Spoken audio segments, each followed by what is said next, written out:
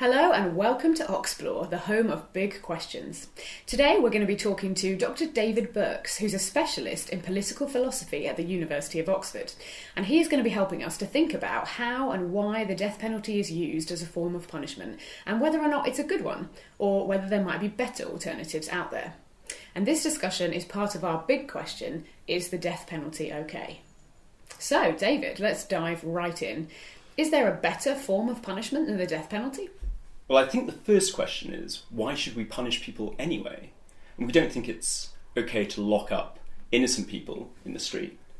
We think that you would have had to have committed a criminal offence for it to be okay to send someone to prison, for example. So the question is, why should we punish anyone at all? And there's a lot of different theories about this. And some people think we should punish people to deter other people from committing offences. So if you know that you're going to be sent to prison, you're less likely to commit a crime that's going to send you to prison. Other people think that we should punish people to change the character of the criminal. If we send them to jail, they're going to change as people. They're going to be less likely to commit crimes. But then some other people think that, well, you've done some bad things. Now you deserve to have some bad things done to you. So with the death penalty, we can see how this ticks many of these boxes. So, if you think that you're going to be killed when you commit a crime, it seems like reasonable to think that you're less likely to commit those crimes. And also, dying is one of the worst possible things that could happen to you. And so if you think, well, a bad person deserves bad things happening to them, well, killing them seems like a pretty bad thing. But personally, I think that a punishment should try and rehabilitate the offender, and the death penalty just doesn't do this.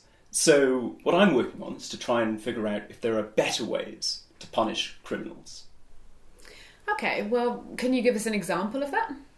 So what I'm currently really interested in is the use of medicine to make people less likely to commit crimes. So some scientists think that by changing the chemicals in a person's brain, you can make them less violent, less aggressive. And if we had a drug that could change the chemicals in someone's brain, it could work to reduce crime. So, for example, one of the chemicals in the brain is serotonin. And some scientists think that if we increase the amount of serotonin in someone's brain, they're less likely to be violent or aggressive.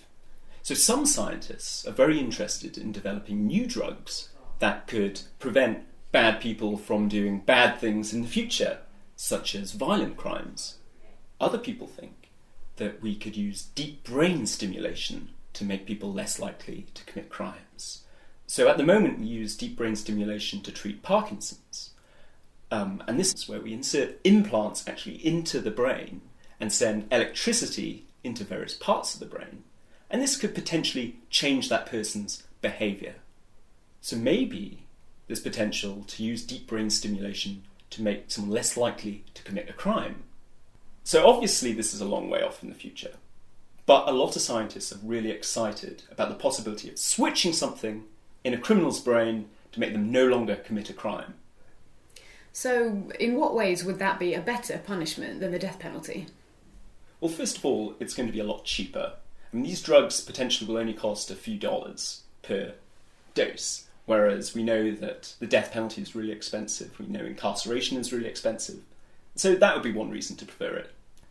So another reason we might really like these drugs is that they're going to be more effective than incarceration. Admittedly, it's not going to be as effective as the death penalty because, of course, when you're dead, you're not going to be able to commit any crimes. But prison actually isn't that effective at preventing crime. Obviously, if you're locked up, there are lots of crimes you're unable to commit. But reoffending rates are really high when prisoners are let out of prison. And I think the final reason to really be interested in using medicine to prevent crime is that you could think it's a lot more humane.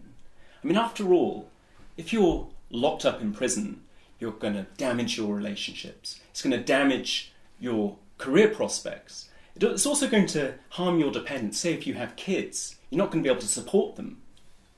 But these drugs will enable the criminals to live good lives outside of prison. So they'll be able to maintain their relationships. They'll be able to look after their kids. They'll be able to keep their jobs. And that seems a really important reason to think that these drugs are interesting, at least.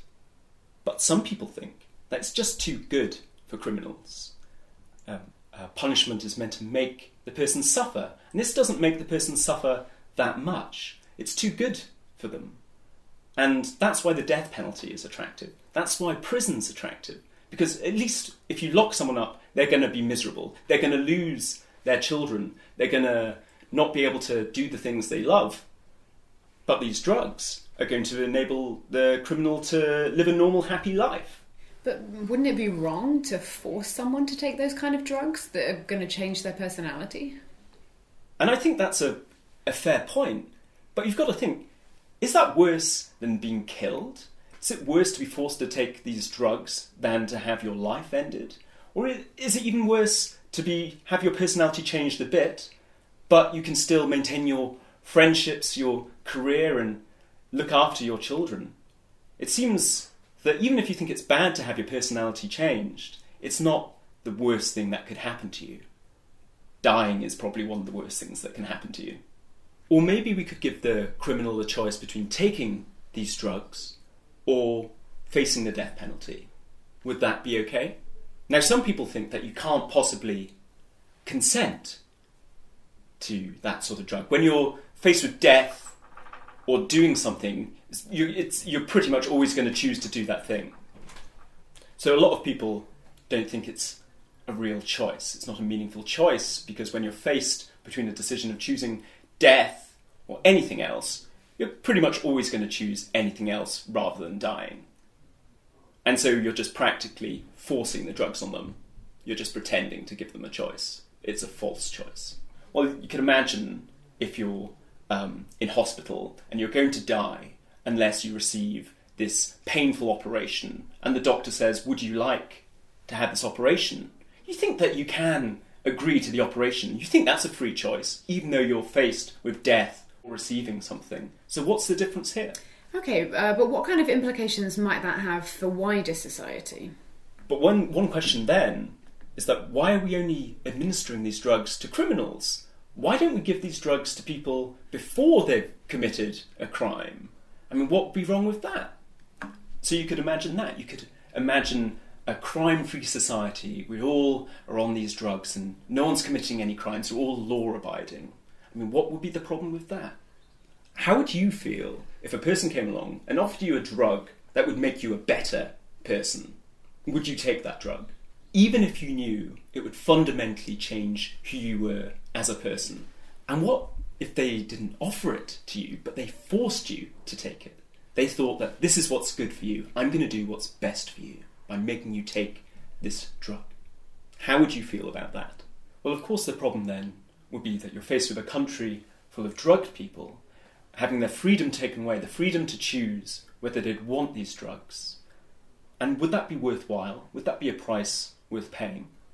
You might think these drugs have problems. You might think these aren't ideal, they're not perfect. They're going to have side effects as well. They're not going to just simply make a person less likely to commit a crime. They're going to change other aspects of their behaviour that we think is perfectly legal, perfectly morally correct.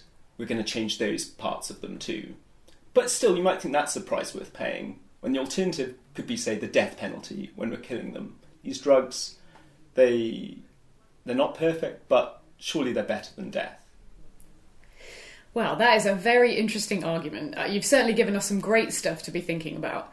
But, ultimately it isn't really about what Professor Birks thinks is the right answer. It's about what you think, and about how you cast your vote for this big question.